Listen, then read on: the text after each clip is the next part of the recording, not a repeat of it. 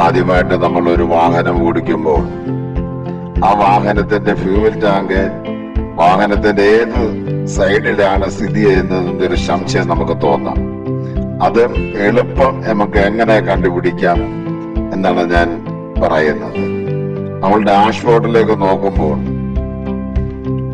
ഒന്നിലധികം മീറ്ററുകളും സിമ്പലുകളും നമുക്ക് കാണുവാനായിട്ട് കഴിയും.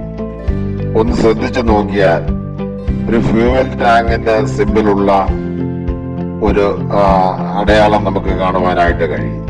ആ ഫ്യൂവൽ ടാങ്കിന്റെ സൈഡിലായിട്ട് ഒരു ആരോ മാർക്ക് നമുക്ക് കാണാം.